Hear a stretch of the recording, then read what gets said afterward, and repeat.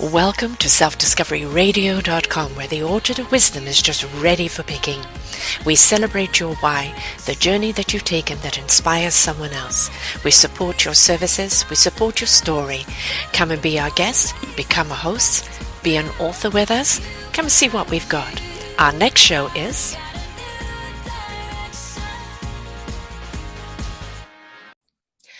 Good morning, good afternoon, and good evening, everybody. Welcome back to another edition of our veterans, our global veteran stories. And I love doing these, although few and far between, but have a veteran come and share their story. It's not about the war glory. It's about the thrival and the survival and who they've become after the war and the camaraderie that is made and the support of one another when they come home, which is truly very beautiful. I have back here today Scott Huesing, who was here with me actually a year ago, where he told his story of Echo Ramadi, Ramadi, and it's about his time there and the really kind of the courage, the strength, the horrors, and the impact that it had there. And we're going to dive a little bit into what that was about, but I'm going to invite you to go back to listen to the other show because he really goes in depth to really what happened there. And why it prompted him to write the book. But today it is about, and I don't know if I mentioned I'm Sara Troy, I forgot if I did that or not. So automatic, I never forget, I never remember if I did it or not. But it is about him sharing the impact that this book has had, which is wonderful to see. People write books and they're writing them for a reason. They want to share that story. They want to move other people. They want to invite them. They want to help them understand what's going on. And the impact that he's had in a year has been truly extraordinary. And it's ordinary people who he has touched. And it's been very, very meaningful. We're going to take that journey with Scott today and find out exactly the impact it's had. Welcome back to the show, Scott. Hey, it's great to be back on with you. I love it. And, you know, I mean, the story that you gave was very impactful. There's a few things that you mentioned in it, you know, like your comrades kind of dropping in front of you and you can't do anything about it, you know, because if you went out to try and save them, you know, you're the next bullet. And it's, you know, we forget, we see movies and we see stories and it looks all glorified, but we really forget kind of the horrors that you guys go through and the intensity of being not just in the moment, you're in the second, aren't you? You know, like literally a second can make a difference. Would you please, because I do want people to go back to the other show, but just give them a little bit about what Echo and Ramadi is about. Well, since we launched the book in February of this year, it's really, you know, we did the show a year ago and talked about the book, and it was going to come out February 20th of this year. And so it's been 6 months. And it really, I've learned so much since releasing the book because I get so many emails and responses back from people that read it. And it's almost redefined how I share the message of the story. And if people ask me today what the core message of Echo and Ramadi is, it's the power of human connection. And I've always felt that the book was about the people. That was what was most important to me, was writing about the people, not the events or things, but these amazing people that allowed us to fight and survive and win as we fought in some of the deadliest fighting in the history of modern urban warfare in Ramadi in 2006. But it really is a story about leadership as well, and team building and overcoming adversity, not just while we fought, but still to this day. The Marines and the soldiers and the families are amazing Gold Star families that keep us so interconnected to remain strong and support each other through social media, through phone calls, through events, fundraising. Everything we do is just to stay connected. And it's not hyperbole, that power of human connection. And there's so many different ways you can achieve that. And when we teed up this show, I told you how I have this theory that I don't have electronic friends. Although I've got tens of thousands of people that are friends with me and follow me. They're not electronic friends. They're real people. You and I have never had a cup of coffee in the same room, like we're having coffee here, you know. Yes. Yeah. it's The amazing. connection's real. The connection is real because it's vibrational. You don't have to physically be there. You know, the vibration of the person, the connection is in that frequency, in that vibration. And you're just as much there as you are, even if you're across the world. Yeah. And that's so true. When we meet for the first time, it will be like we've known each other our whole lifetimes. Yes. And that's happened to me so many times where I've essentially had pen pals and we've communicated and supported each other. And, you know, we play hot potato with veterans and other artists on different podcasts and shows. And ultimately we wind up in the same city and we meet. And it is that common bond of being a storyteller or somebody that loves sharing stories of hope and of people. And that's what's really made me extremely happy as we've moved forward in just the last 6 months. And it's really been the secret of my success as the book has become a #1 bestseller on Amazon multiple times. And it just sold out. They're having to reprint more copies. Excellent. You know, worse things for an author to have. Yes. Yeah. Not the thousands of books in the garage. Please, somebody buy it. Yeah. Not had that problem. So, great. The thing is that, you know, a lot of people ask me, why do I, you know, tell veteran stories, you know, and it's because, you know, I'm not about the glory of war. And I don't think any true veteran is about that either. It is about liberty. It is about freedom. It is about the independence, and it is about the rights of humanity. But what I love about interviewing veterans is the camaraderie you have for each other. You know, very often we see the governments have let you down. You know, there's so much post-traumatic stress, so many people being, you know, homeless, and so many people by the wayside. And I've told those stories here on Self Discovery Radio TV. But it's how you come together to support one another. If you're being let down in one area, you step up yourselves as a community and support one another. There isn't any judgment. There isn't any damning. There's an understanding of what people are going through in their process of coming back into life. And you're not going to come back the same person as you were when you went out to fight. And you've been out there a lot. So I imagine who you were with that greenhorn when you first went out to who you are today, a totally different person. But I would also say that probably you are a better person today because of the experiences that you've been through and the fact that you've built a community and you've brought people together to share, not to commiserate on the misery or the war hunger, but the survival, the thrival, the love of each other. And there's nothing like it, is there, about people coming together and supporting one another.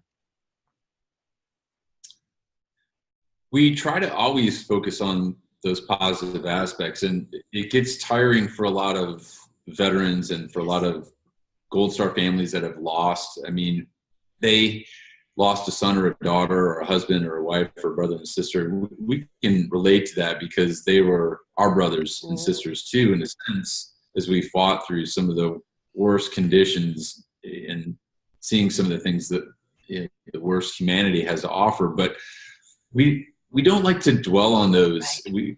And there are groups out there that they get around and they just want to sit around and talk about war stories or memorialize the dead continually instead of telling the stories of their life and all of the great things they're doing now.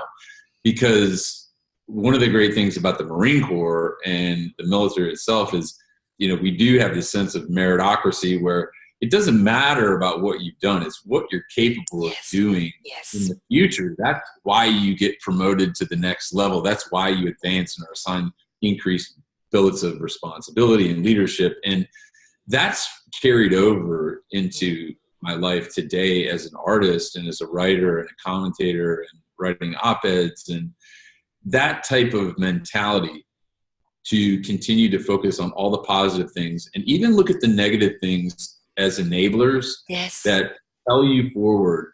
So, I don't want to go back there. Right. I definitely don't need that in my life. And I think that allows you the ability to remove all those distractions and really focus on those positive things. And when we bring people together, that's what we try and do. And we do that through so many ways, through outreach programs, through the nonprofit that I'm the executive director of, and all the other great nonprofits that have their own thing. Like, we know what we're good at. It may be taking guys offshore fishing or up to the mountains in Southern California. Your thing may be that you need a service dog and that's your area, or you need to go surfing, or you like skiing, whatever it is. There's all of these great organizations in the veteran community and supporters of veterans like you that understand that there's a lot of different ways that people can continue to heal throughout their life so they can achieve what they want to in life and really be successful. You see, I see you as more than a veteran. And I think, people that kind of get stuck around the old stories haven't moved on yet. They haven't seen themselves outside of being that veteran. And you have taken all the discipline and the skills and the knowledge that you learnt, and you've applied it now to this part of your life, but still keeping the thread of the veteran there. So this is the reason why I do the shows, is because of you understand better than anyone, what people are going through. And it's not disregarding people's loss, but it's showing them that by being a family and everyone being in it together, they haven't lost anything. They've gained everyone else, and the memory of whom they've lost is there. Is in that village, is in that community. And the physical person may be lost, but the memory is never lost. And by honoring the families, because so often it's the families that get left behind, and it's oh, very well, he died for my country, but where am I now? Where's the support now? And you've brought everybody into the fold, and they're all part of the veteran fold. They're all part of that family, and you're not leaving them behind. And that's so important, because that's where creativity, and that's where possibilities, and that's where options happen. You know what they need. Who's going to help me create it? What are we going to do? Who's good at this? Who's good at that? Let's make it happen. That's the driving force. It is. And I just shared a video on my Facebook page and Twitter yesterday. It's on YouTube, about a Gold Star father that reached out to me. Just an amazing story. Another great example of that power of human connection. Total stranger, said that he'd read the book, told me about his story of his son. His name is Kevin Lucas, and his son's name is Kevin Lucas. We didn't serve in the same unit in the military, but we fought in the city of Ramadi in 2006. And his son, Kevin A. Lucas, was killed in action May 26th of 06. But his dad just reached out to me, and I emailed him, and I couldn't resist signing a copy of the book for him, and I stuck it in the mail the same day, and I posted that video. And I woke up this morning, had like 2,000 people had already watched the video, and it made me smile because it was just something that I thought of. I just had the urge to reach out to Kevin and let everybody know that our Gold Star families are just these extraordinary people. There's nothing ordinary about them. No. And when they make that connection with me, it's very important, because I still like it, and I'm honored that they can see me as a leader even to this day, because my leadership didn't stop when I left Ramadi. It didn't stop when I left the Marine Corps. You just changed directions. Leadership is not a 9-to-5 job. And not everybody has that capacity to carry that weight of leadership with them their entire lives. Some regress back into just being a follower, and there's nothing wrong with that. But I'm very honored and proud that so many people reach out like that. And what's interesting too is, right after I got done with some work, there was another email from a Vietnam vet who says, "I'm a Gold Star son. My father was killed in a helicopter crash in 1966 in Vietnam." And it just made me think, like, it goes back so far, but it's taken us so long to recognize this segment of amazing people who've really understood the truest sense of the definitions of the word sacrifice, and service, and loss. They're just amazing. See, unfortunately, like my father's time with the Second World War, when they came back, it was like, stiff upper lip, get over it, man. Life proceeds on. And they kept all these things to themselves. Well, it wore everybody down. He was dead by 46 because nobody talked about it. There was no coming together. And actually, he was the last of his squadron leader alive. And that's at 46. And part of the healing, a part of the the exploring what the options are, where we can go from here, is making sure that no one's left behind. And that includes the family, isn't it? Oh, absolutely. We've just scratched the surface on really coming to understand that, even though the whole Gold Star mothers recognition started post World War II, but there have been so many conflicts and so many wars worldwide that have had some popularity or acceptance with society. And then there's Vietnam, which was widely unaccepted. And then there's this long war, this 17 years that we've been fighting in the Middle East, and we've committed to this. And when people ask me to this day, do you think we'll ever wake up in our lifetime and read on the news that we're not in Iraq? And you know what I tell them? I hope not. I hope we stay there. I hope we show them what right looks like, and we become partners in that region, not occupiers. Right. Yes. Builders, inspirers. Yeah. Motivators. That's the 2 decades of human life and capital and money and time and energy into a region, and there has to be something in it other than a whole load of death, just status quo going on over there right now. I hope that we figure that out pretty soon.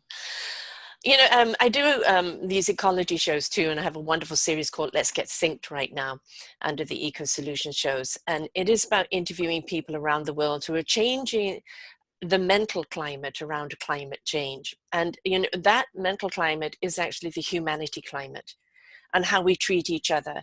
And it's one from Pure Necessity says it's people, planet, profit. And I think we're looking at that across the board with everything, can't we? We have to start putting people first, investing in the people, supporting the people, and of course the planet that supports us, and then profit will come from that.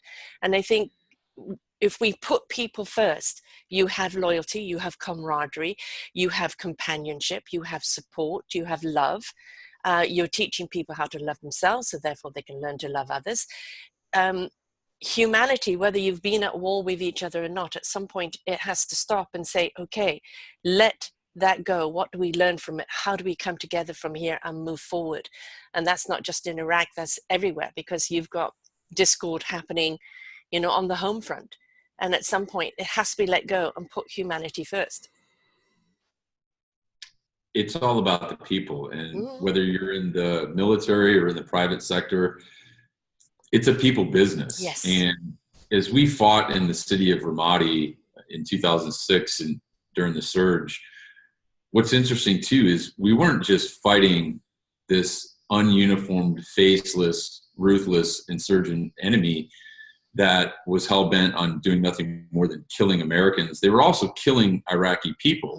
And we fought in this city amongst the people, these kind, peace-loving Iraqis who wanted peace, they wanted stability, they wanted to take their kids to the soccer game on Saturday and see their kids get married and drive for the first time. And we fought every day, 5, 6, 7 times a day, street to street, house to house, room to room, against a well-trained insurgent force. But we did it amongst the people, and some of them really went out of their way to help us. Some of them were so scared to death they couldn't help us, and then others, it just became this almost surreal play unfolding on a stage where the people that had been exposed to this type of friction and this chaos for so long had really become desensitized to it, to the point where we would literally be engaged in a firefight, bullets whizzing down streets and off of cars and into people, and there's civilians standing there like it's some spectator sport. And I can just remember back thinking, what are you doing standing there? Right. This is a life and death situation. But they become so desensitized to living in that type of environment. That was their new normal. Yes. Yeah. And they probably didn't care if a bullet hit them, because what do they have to look forward to when it's the same old, same old? And I think this is what people forget. They want to make, everybody from Iraq the enemy. That's not the case. It's always the fractions. It's always the certain groups that stir everything up and make everyone the enemy. You know, not everybody in Germany in the Second World War was the enemy, right? They were punished just as much if they were supporters of Jews or supporters of anything else. And we have got to stop painting everybody with one brush. I have a young man on this week from Iraq, that when he went to go to university in Europe, because he was from Iraq, he was turned down. Poland was the only person that would take him. But he was under, Saddam Hussein's, his whole province was gassed, and, genocide going on there. And it's, he's been through his own war. It wasn't the Americans did that to him. It was his own people, that did that to him, the regime that did that to him. And we've got to not forget that it's not about the country or the people. It's about those that stir everything up, that make everybody the enemy. And we really have to start looking at people, as individuals, and not just you're the enemy because. We've really done a poor job of that in mainstream media, yes, portraying that, because to say that ISIS or any radical Islamic faction is representative of Iraq or that region is just absolutely wrong. Yeah. It is not representative of them. And I've still maintained connections with Iraqis that I knew in my multiple deployments to that country and in the Middle East. One of my interpreters, this brave young warrior, citizen warrior at 18 years old, who sacrificed his own safety and life and that of his family to volunteer for the coalition, serve alongside the U.S. Marines, help us speak the language. He didn't have to make that choice, but he did because he wanted something better for his family. And I'm proud to say that he's now an American citizen. Excellent. 6 years to the day. And I just flew out June 5th to Tampa to the swearing-in ceremony when he got naturalized. And one of the proudest days of my life. And if you've never been to one of those ceremonies to see one of your fellow countrymen get sworn in who's an immigrant coming to this land of opportunity, it should be on your bucket list. I never thought things, I need to go to this. Like, I've flown a jet, I've been to helicopters, all this cool stuff. Never had that on my list, but I'm so grateful because when I saw Big Sam get sworn in, not only the pride in his face, but the other 38 people from 38 different countries that were getting sworn in that day. And me being nosy and kind of a writer, I asked the guy in charge, I says, so how many times do you do this a month? He goes, you mean a week? He said, twice a day, every week, sometimes 3 times on Fridays. Wow. And I'm thinking, that's a lot of immigrants coming to our country legally, for the record, in every city around America.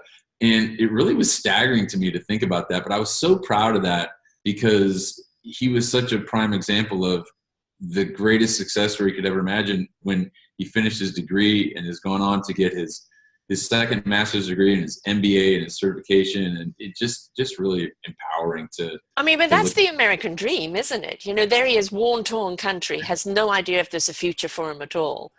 And then he gets to come here and live that American dream. He understands what you were fighting for, that freedom, that right, to be able to explore one's life and one's opportunities. I wouldn't wish the type of perspective that he's had to gain to really value that on anybody. But I will say that it does take some perspective and understanding that even through the worst conditions, and they don't necessarily have to be war. And right. I've learned that through my studies and reading and talking to so many people in my network that people are drawn to each other naturally as a group, or as Sebastian Junger writes in this great book, Tribe. They're drawn together through difficult times, whether it's depression or natural disaster. You never see communities stronger. Yes. Military families or military organizations stronger than during or after a war, because that shared adversity is what really bonds people together. And there's so many examples of that. And I always say that it's not exclusive to the military. We don't own those words like sacrifice, right, or courage, or pride, or loss. There's plenty of people that never served a day in the military that can absolutely understand those those words. And I think that's important. And I never like to boast that we have the right to those, because I was kicking doors in and killing bad guys in Ramadi. The person who takes his kids to school on time every day and makes hard choices in their life, or the first responders that help everyday citizens, they get credit too, in my opinion. That's just the way I am. Well, how many, families have you got where they're working 2 or 3 jobs just to make ends meet, to raise their children, and they can't keep up with everything, or you are looking at, certain immigrants today on nationalities, that don't know if they have a future. There's a lot of fear going on right now. And of course, what happens with fear comes blame. And people start pointing fingers, and we can't do that, because that is coming from a place of fear and ignorance. We really need to actually understand what it is we're pointing at. And we've got to stop feeding that and start supporting one another, because as you said, the heroes in the world are those that are stepping up and doing something for their families, for mankind, selflessly, and doing it in a way that supports one another. And those are the heroes. There was some commentator that said that post-traumatic stress was only for veterans. Well, talk to a woman who's come from an abused marriage, or a child that's been in an abused relationship. Believe me, that post-traumatic stress is there. And it's nothing to be laughed at, sneezed at, or dismissed. And a great deal needs to be more supported about it. And I think this is where a veteran, whether you are helping another veteran or helping somebody else who's gone through some personal trauma, domestic trauma, you understand the feeling of the trauma. You understand the triggers. You understand the fears, or sometimes the crippling of not being able to move forward, because it doesn't matter where your trauma came from. It's still the same feeling, and it can be crippling, can't it? Just like the words I just mentioned, post-traumatic stress is not exclusive to the military. Even within our own community, you think about the type of loss and all of those pieces of trauma that you accumulate as a soldier, as a Marine, and the loss you see. But then you've got the families that have to deal with it. And then the things that we've talked about too, about suicide in the aftermath of war, and the trauma that follows the wake of that destruction that the families are suffering from. But it's universal. And I never am in a position where I say, well, my trauma is better than your trauma, or your PTS less than mine because I was doing this, and you were in a car wreck, or you were the victim of some sort of sexual trauma, or you're an alcoholic. I had a great podcast I did with the brother of the President of the United States, Roger Clinton. Mm-hmm. We're sitting in a coffee shop in LA. Wonderful man, and we just had a great time. But he brought that up, and he realized that not only was I a massive addict doing all these drugs, drinking myself to death, literally, his heart stopped 400 days ago, and he realized this is it. Like, for my son, I have to do this. And it wasn't until he processed some of that he realized I was not only dealing with the addiction, but also the stress of childhood trauma he endured. And God knows all of the pressures that come along with being the brother of the President of the United States of America. Yeah. So it's not exclusive, and I never like to diminish that. Right. No. And, this other thing of, well, shouldn't you be over it by now? It's not, it doesn't work that way, does it? You get stronger. And the more you find a purpose, and the more you find, that camaraderie, that group of people that understand where you feel safe and where you're at home, the more you're able to go through it and get stronger and find something that's meaningful to you. And that will help you on your way to being, overcoming whatever. But still, there's going to be triggers. There's still going to be those moments. And that is not a sign of weakness. That is a sign when you reach out to your group of comrades there and say, I need help, or I need support. Yeah, there's absolutely definitions of post-traumatic stress in the short term and long term, and some deal with it differently, and it can be overcome. But those are just, when we talk about triggers, and so if the listeners don't understand that, is the events that replicate the trauma you've experienced, those are the triggers that you respond to. That's the body's natural reaction dealing with those. And whether one of them is compartmentalization, or maybe one of them is withdrawal or anxiety or hyper awareness, whatever it is, that's a physiological and psychological natural reaction to those inputs that you've received in your life. And I don't have a PhD hanging on my wall behind me, trust me. But again, as somebody You've got the experience. That is a PhD in my books.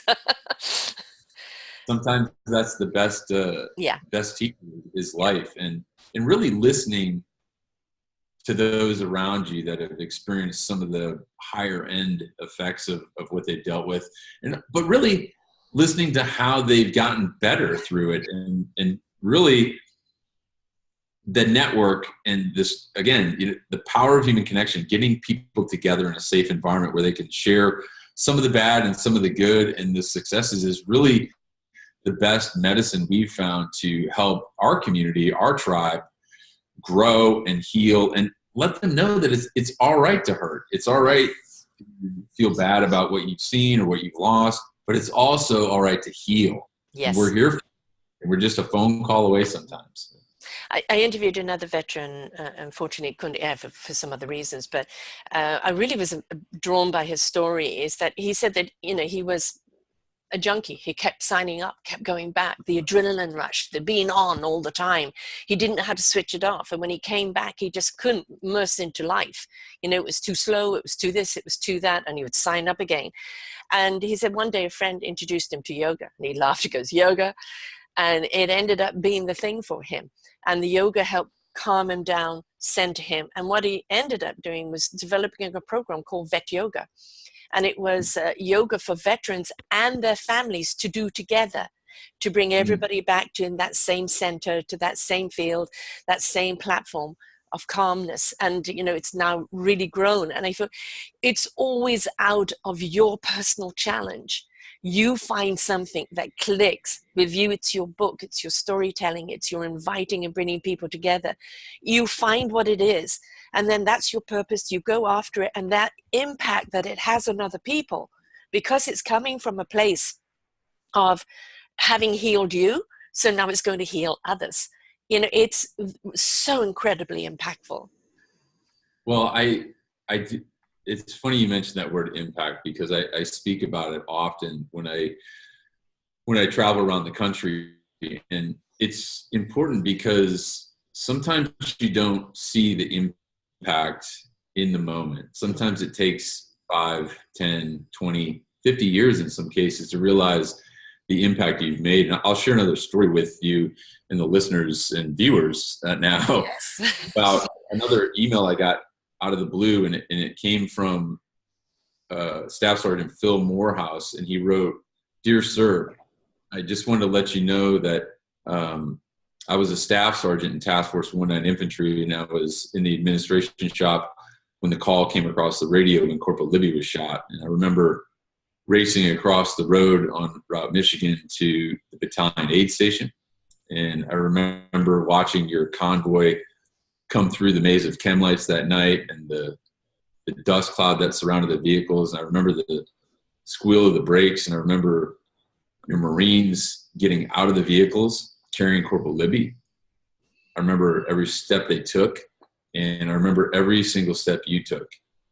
And those are things that I haven't thought of in 12 years until I read your book."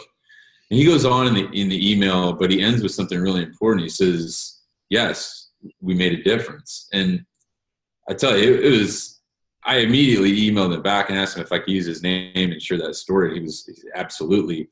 But what's important about it is I didn't realize the impact I was making on this total stranger that night, this staff sergeant who I'd probably passed by a dozen or more times in the command post and was a nameless, faceless soldier, but now had become this person that I had, through my leadership and through my actions and through our loss that night, had made a distinct impact on Phil.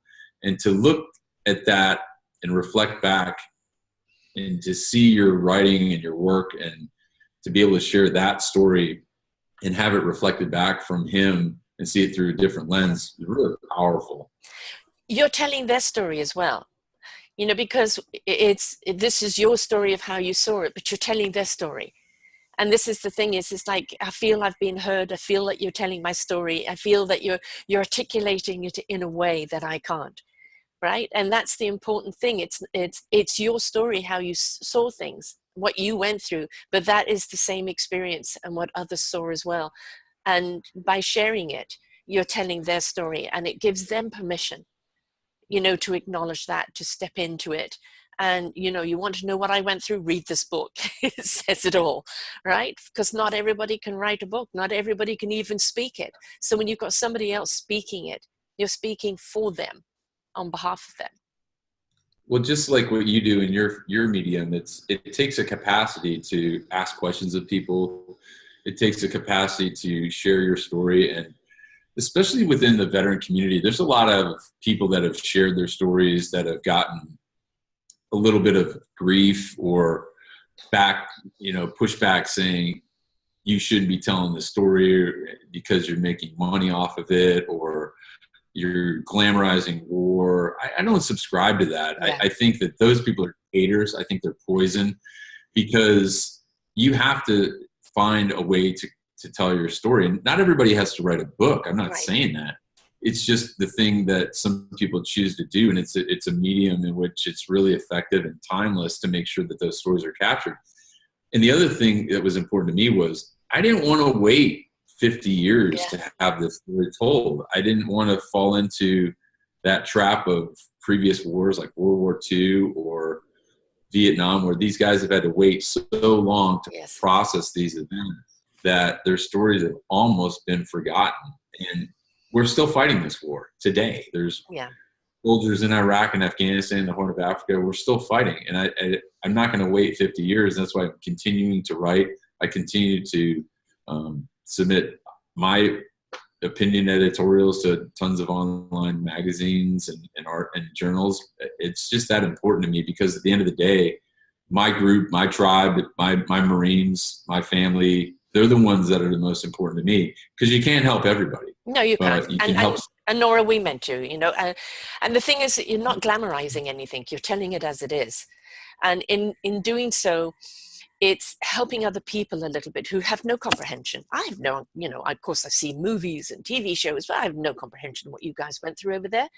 The fact that you have to be on all the time, that a split second can literally be life and death. Who is your enemy? As you said, faceless, you don't know. The way they use their own people. Sorry? In the boredom of it all, I think people read my story, and I love those emails too, when they're like, God, I had no idea what you guys went through. Like, I can't believe your family had to deal with that. And those are great emails too, because they make me smile, that they really understand that there's some things that it's exactly like it's portrayed in the movies. And there's other things they'll read in Echo and Ramadi, and they'll say, it's nothing like that in the movies. This guy was there. He commanded 250 Marines and soldiers. It's nothing like that in the movies.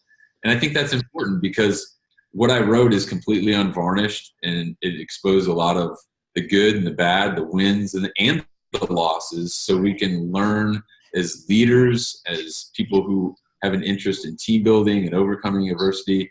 Those are messages that are laid throughout the work. And that was important to me, to be authentic and completely unvarnished in how I told the story of what those Marines and the families went through.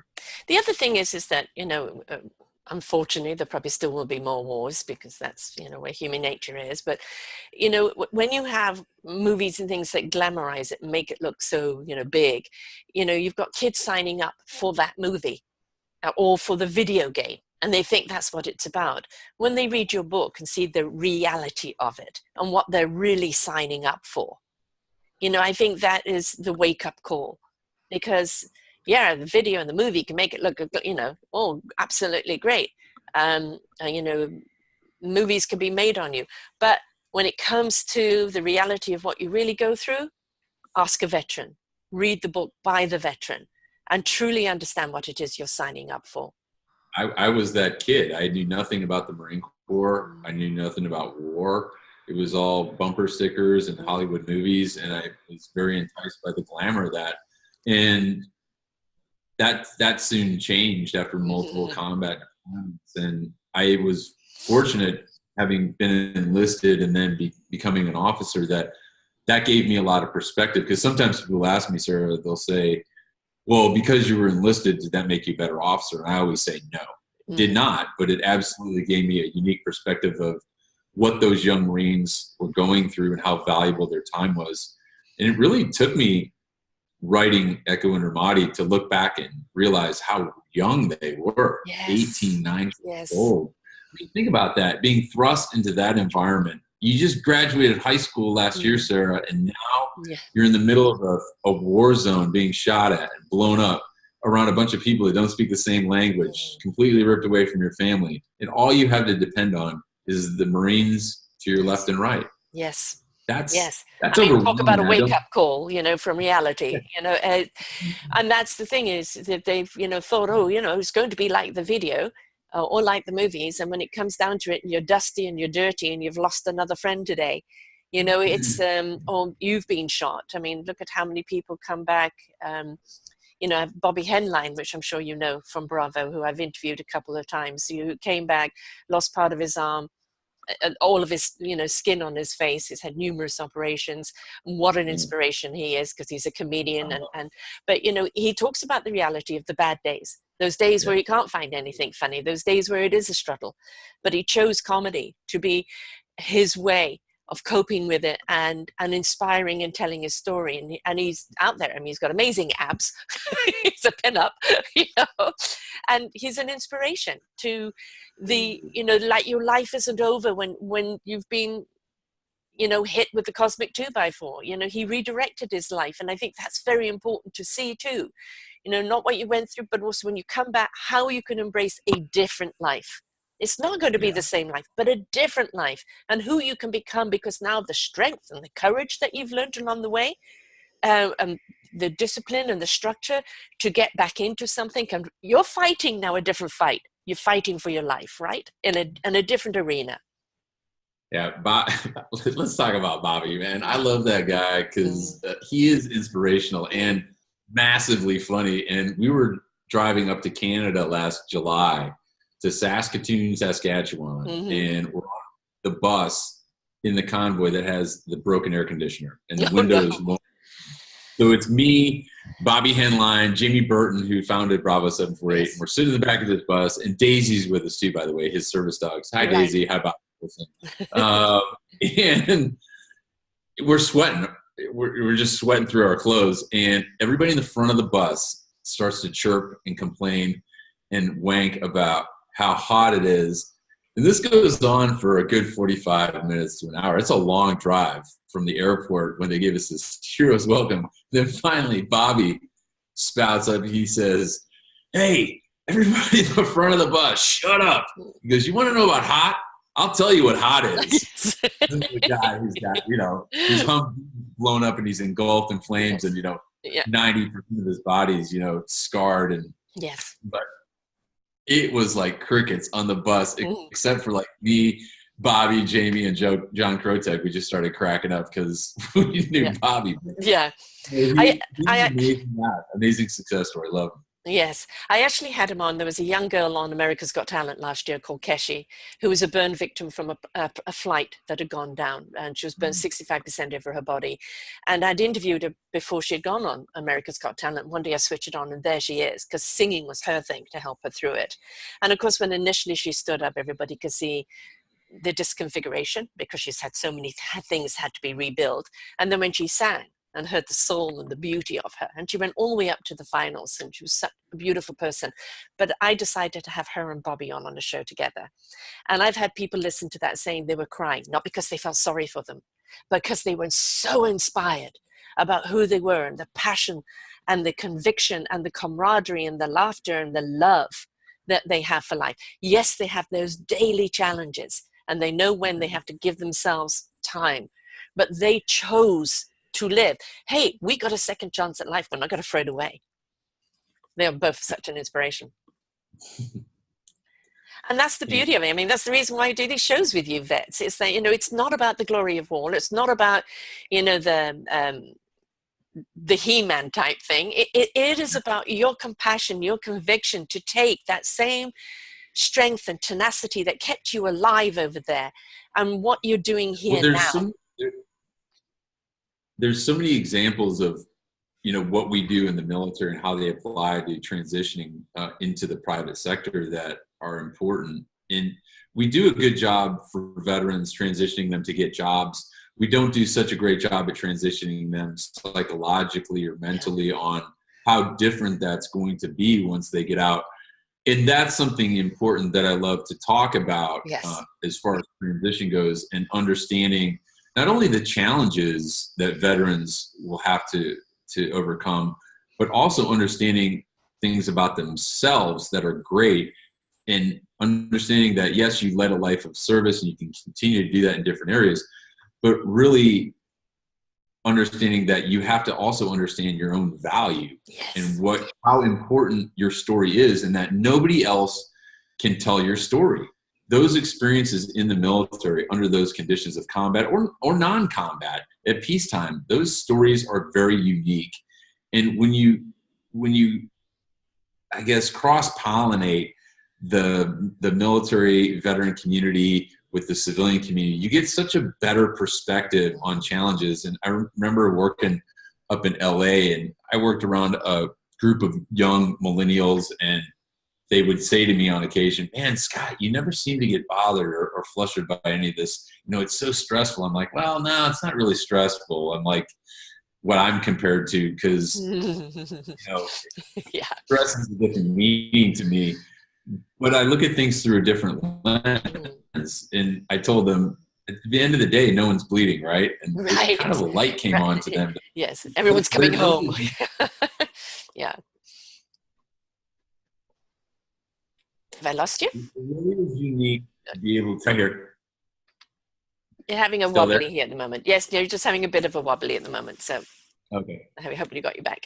But it was always unique to have that blend of perspective to realize at the end of the day, things can always be worse. And I think that applies to everybody's world. And I'm not talking about mine at the extreme in combat, but everybody deals with pressures, and it's hectic sometimes. You deal with that friction of life, and you have to battle through. But when you blend those circles and those networks together, I think it's so cool. And that's, again, been the secret to my success as I've transitioned from the military and, you know, working as an artist now. Those circles continue to overlap more and more and more, and become 2 degrees of separation through doing media, through great shows like yours or others, and being able to share that network unselfishly to help support other people. And I'm not just talking about veterans. I'm talking about emails and correspondence I get from people that want to write their own book. And do I have time to teach people to write their own book? No, I had to learn it on my own. So that's the lesson I really give.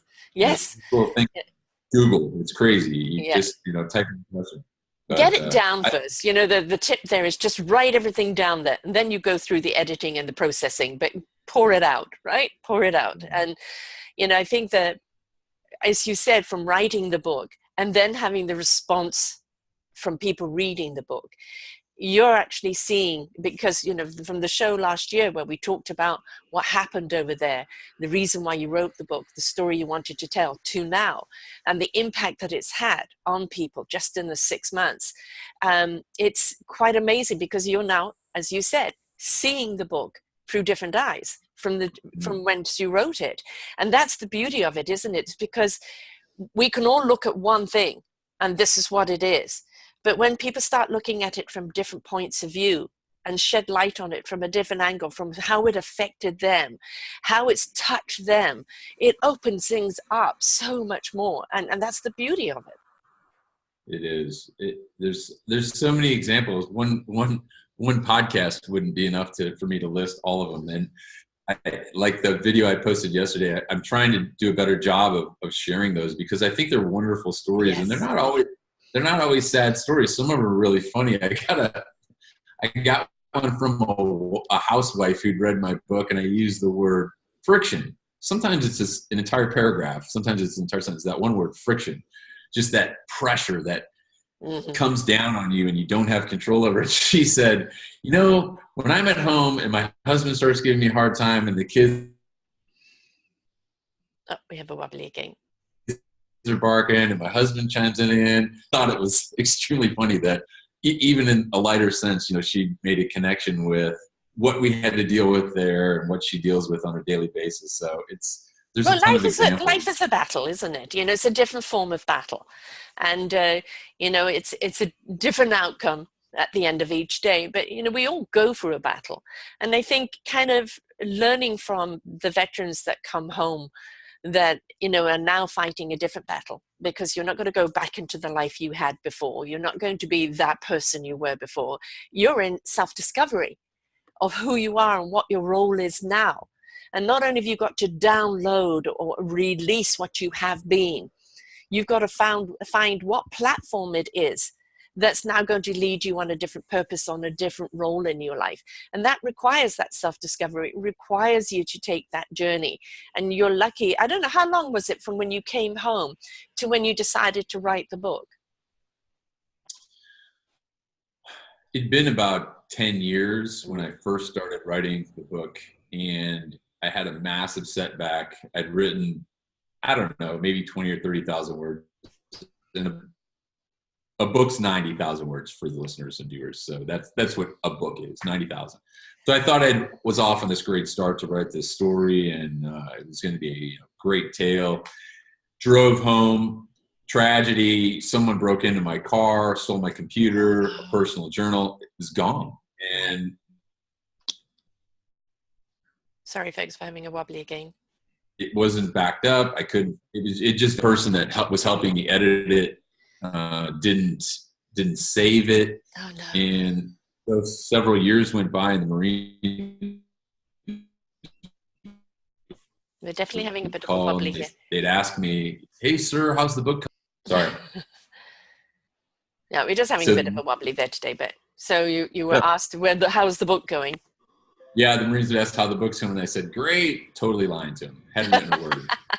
And so then after I transitioned again from my job in LA, bought a ranch in Southern California, locked myself in my office and started writing in earnest, it really took on a different path, and it really became the book it is today. So I think that, again, a massive setback that really hit me hard really was something positive, because I took the book in a different direction. I conducted over 75 interviews with the Marines and the families, and it just really shared their story. And it got to a point where I'd shared so much of their story, my editor, Sylvia Mendoza, said, "Scott, there's not enough of you in here."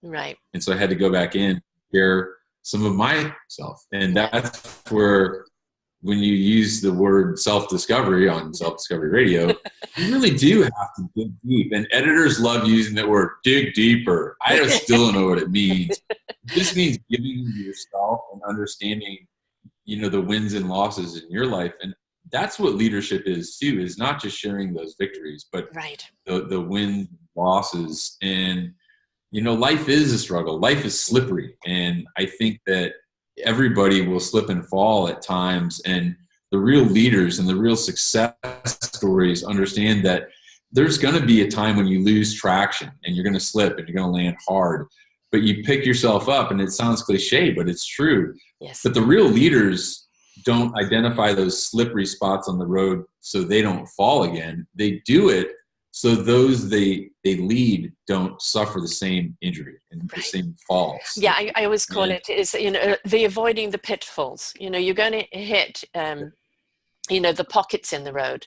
and you learn to jump over them. But you're avoiding the complete deep pit that we had to go through. And when we came out of it, we're saying, avoid that one, avoid that one, go around it.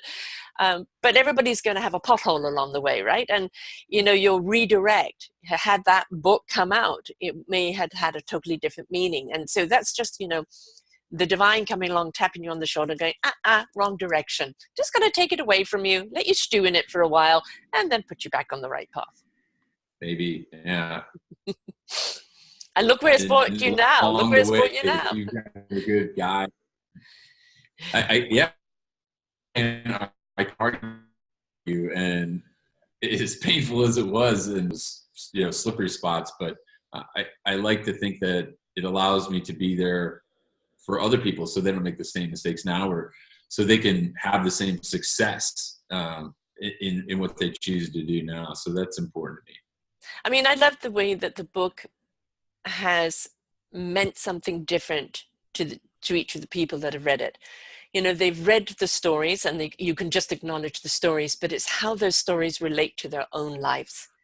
You know, whether they're a veteran, whether a veteran family, whether they're just mainstream people, there's always that parallel where you go, oh, you know, I get where he's coming from, or I understand that. Although I didn't do that, I did this, I know the feeling. And it's that relatability, that connection where we feel somebody understands, right? And it validates people.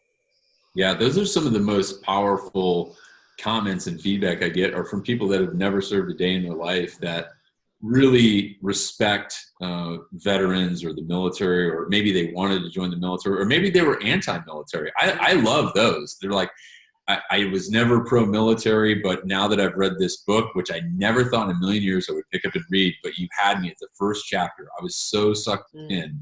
And by page 7, I was tearing up, but I battled through, and I really have a better understanding now of what you sacrifice, what you go through in that brotherhood and sisterhood and the bond. And to get those from people that will flat out say, you know, I was anti-military, that's validating. And that's a message of unity in this climate, this political mess that we're in here in as your neighbor, where it's so divisive, and this constant rhetoric and back and forth, where we've forgotten to be patriots and to be Americans instead of just being Republicans and Democrats. And we have to get back to that. When I receive messages from people that read a book that's not about war, again, it's a book about people. I think that example right there, as we started the program, about the core message is about people. It's about the power of human connection. When I get feedback like that, it's completely validating that this bad ass door kicker who looks like he's gonna, you know, ruin your day. You know, obviously I couldn't put a vase of tulips on the cover of the book, but it is about the people, and those are amazing stories that are shared with me. Yeah, it's not about the number of people that you took down. It's not about, you know, the big heroic ass of who you were. It's about the lives that are affected. You know, the lives that are going out the fight. I'm not anti-military, but I am anti-war. As you know, I always feel let's look at other options. We go in when we have to, when it's absolutely necessary, but let's look at other options, because I hate the profit of war. There's always somebody that's going to profit, and very often pushes a war because of that profit. That's what I'm opposed to. But we are always going to have somebody that's going to have to willing to put themselves on the line to help us, whether it's a war or whether it's, you know, the fight with nature, or getting out there, you know, against, you know, other things that are happening, other repressions that are happening, or just being there to support the community in some way. There's always going to be people that are going to be sacrificing themselves for us. And we've got to stop looking at them as machines, or it's their job, and, you know, that's what they signed up for, and if they die, so what? You know, that's the human beings who are putting us first by going and doing what they're doing. There's such a special breed of people too that I call protectors. These people that give of themselves and sacrifice so much to really help those that can't help themselves. And oftentimes people that can't help themselves are really the worst critics, and the protectors are the first people they call. And you know, Dave Grossman, who's a good friend of mine, who wrote On Killing and On Combat, which is all about society. He uses such an amazing analogy about sheepdogs, that people in the military and first responders, they're like sheepdogs. They protect the flock. And when the wolf comes, the sheepdog is right there to chase him away. But when the wolf doesn't come, the sheep see the sheepdog and they look at him. He's got pointy teeth. He's got long, shaggy hair. He looks a little bit like the wolf, so they start to resent him. When they really need him again, who do they go to? Yes. Yeah. Border Collies are my breed, by the way. I fully understand what you're talking about there. I love it. Yeah. I lost mine 2 years ago, but I've had 4 of them, and they're mostly, and they're always working. That's the important thing. is it doesn't matter if it's peaceful times, not times, sheep or no sheep, they're always working. They've got to herd something. Right? So you can't take the soldier out of the soldier just because there isn't a war at the moment, right? They've got to find something else to herd. No, it's true. There's such a small percentage, and the military alone in our country represents less than 0.5% of the entire American population of 330 million in comparison to what's Canada, 30 million right now? 36, 37 million now. Yeah. Million? You can put all of us in California. Got a lot of space. We do have a lot of space. It's beautiful. I love it. No, I'm a huge fan. We're peaceful here, man. Hey. Yeah. So I know you're writing another book. So what can you tell us about that, and when do we expect it? Well, I'm in the middle of the interview process and putting the chapters together right now for another great story of military heroics about about an aviator this time who, again, suffers some loss and tragedy, but overcomes through and triumphs thanks to his determination. And it's just an amazing story that I want to share. Again, if I don't tell these stories, who will? Exactly. That's why when I think I'm going to sit and watch TV, which I never do, I write, and I write a little bit, and I do some work, and I'm also a contributing editor to several online publications to write op-eds, which keeps me busy. And I'm currently working on working into the film industry right now on a full-length feature documentary, which I can't discuss too much, but it's very exciting. And well, I always like to give a true confession when I do an interview. And true confession is like, I know nothing about filmmaking. I have no MFA. I did not go to film school. But you've got the content. The other people have got the skill. You've got the content. Not just the content. The story is absolutely there. But what's helping me is I'm a self-learner, and I'm putting in the work. I'm doing the work myself before I even reach out to those in my network and ask for help. And trust me, I have no problem asking for help. Like, I think this interview occurred because I emailed you. I go, hey, Sarah, I want to be on your show. Yes, exactly. Time for a new one, most certainly. And I'm delighted to have you back, because it's wonderful to be able to show the progress. As I said, I don't want to go over the story again. They can listen to that show. I want them to hear how it's had an impact, and the diversity of that impact, that it's not just one mainstream, of who it has an effect, the relatability, the light bulbs that go on with people. And that's the beauty, and that's what you're doing. Sharing that is shedding light on something of the reality of it, the humanity of it, and understanding how much we need to be there for one another, which is so very important. And sometimes people are too embarrassed or too apprehensive to ask for favors. And I think when people are successful in life, they realize that it's not self-serving when you do that. I think the case in point with this show is I asked, like, I wanted to finish up on our conversation, and you probably been so busy, like, and by staying connected, it just continues to develop the network. So as I move forward in my career, and continue to tell this story, Echo and Ramadi, I love doing those follow-up interviews where we were a year ago, and all of these things, especially on self-discovery, where people can understand how, again, impactful it is to people. And well, that's what you're doing.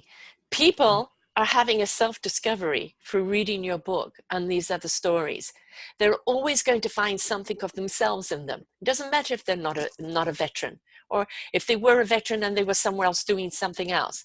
There's always something that relatable into there, that they comprehend, that they've gone through, or they relate to in some way.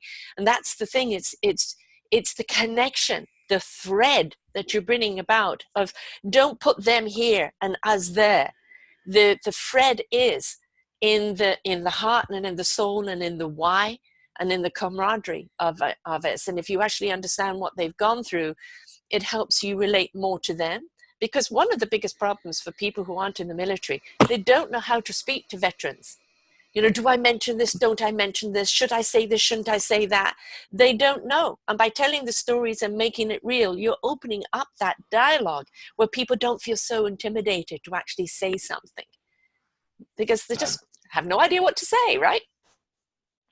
Some don't. There's always awkward moments in certain conversations, but I hope that through my writing and sharing my story and getting out there and doing the public speaking and charity work that I enjoy doing and connecting people, I think that's going to continue to make me happy, because at the beginning and the end of every day that I wake up and go to sleep, I'm veterans, and that's what makes me happy, and I'm proud to do it. And I love the impact you're having. You see, people say, I'm only one person, I can't make a difference. Yes, you can. Look what's just happened here.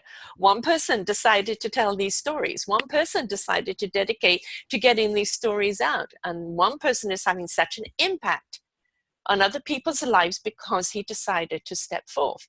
You're one person. I always say I interview ordinary people doing extraordinary things. And what you're doing is extraordinary and invitational. It's inspiration and invitational.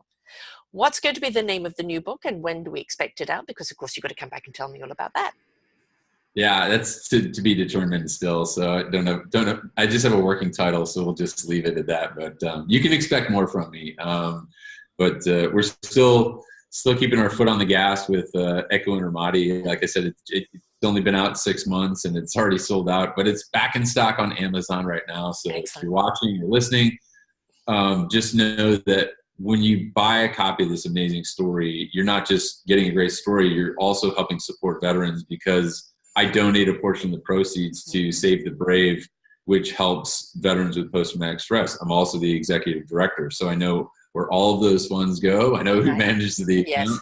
So it's again, it's what makes me happy. It's what I'm dedicated to, and you know, I love it when everybody gets a copy of this book. And if you do read it, you can reach me online at my website at echoandramadi.com. You can email me, share your story with me, and I hope that in a month or 2 months from now, people that watch the show and they bought a copy of the book, my challenge to them is get the book and read it, and then tell me how it impacted you. Right. Share your well, you know, there is another book in the reaction to this book. Right? That's another book in itself. Exactly. Because that needs to be shared. That's the reason why we're doing this show right now. As I said to you, I don't want to go over the book again. I want to go over the impact the book has had. And because it's a validation of why you've taken your journey, right? I mean, you're doing it for a reason, portions, you know, going to support other veterans for post-traumatic stress. And believe me, that post-traumatic stress has many, many scales to it, and is something that's with people for life. And it's a management thing that you have to have and support in various ways. Of course, the dogs are brilliant. They're fantastic. Finding avenues that will help you. And having that kind of support is really, really important. So thank you for doing that. But just the sheer fact that you've got people opening up and communicating and responding and sharing. You know, somebody may not read your book, but they may read a comment. And they may go, you know, yes, that's me, or I feel that way, or I can express this too. Now I need to read the book to find out what it's about. And we don't know from where it comes or why, but we need to open up those floodgates, don't we? And let people communicate. It's so important. Yeah, I'm just happy to do it. I'm always happy to be on your show, and always happy to share friends of mine and introduce you, and anything you ever need. Oh, send over. I haven't done veterans for a while. Please send over some more people. I'd love to share more stories. I'm inspired. You know, I'm always inspired by people who overcome diversity, you know, and from that discover who they really are and what their contribution is. Because really what we're here for as a humanity is to find out what is our service. I put it this way. What is our musical instrument? How do we perfect in playing it? We then bring it to the orchestra to create a wonderful symphony that resonates out and invites other people. So you found your instrument. It's the pen. All right, that is your instrument. Next guest I'll send you is a veteran, and he's a musician. You just yes. Oh, I have a few here. You just go to selfdiscoveryradiotv.com. Go to our veteran stories. I've got a number of veterans, including Scott from last year, and Bobby, and a few musical veterans as well. And I love sharing the stories because you are an inspiration. I love the way you've taken the same strength and courage that got you through the war, and you've brought it back to be very productive, very contributive, and very supportive, not just of other veterans, but of humanity in itself. And it's so inspirational. So thank you, Scott, so much for being you. Well, thank you. And thanks to all the watchers and listeners on Self-Discovery. I'm very grateful and always happy to be on the show with you guys. Thanks. Well, I look forward to the next time with the new book. Maybe you can tell us more about that documentary at that time. So it's echoinramadi.com, right? echoinramadi.com, or viewers and listeners can go to Amazon to get a copy of the book. It's on hardcover, Audible, Kindle, MP3, every format. Every format. No excuse. You can get it in every way that you want to. Right. It shows up on your doorstep in 2 days. So excellent. Wonderful.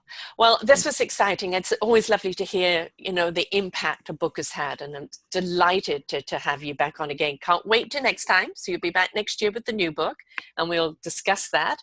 And just keep on rocking, man. You're flowing here. You're flowing. You've got some good vibrations here, and you're sharing with everyone. So I love it. Thank you. All right. Thanks again. Until next time, folks, remember, we are one person. We can make a difference. We can take all our experiences, no matter how they've been, however hard or how easy or whatever they have been, and we can turn those experiences into sharing it with others, because that wisdom that you've learned from what you've gone through is going to help somebody else on their journey. So please go and get the book. Please contact Scott with your response to the book, because that is an inspiration for someone else. Until next time, folks. Bye for now. For more wonderful shows like this, please go to selfdiscoveryradio.com, podcasts, and see our lineup. And if you wish to support us, we have a funded button. Please stay tuned for our next show.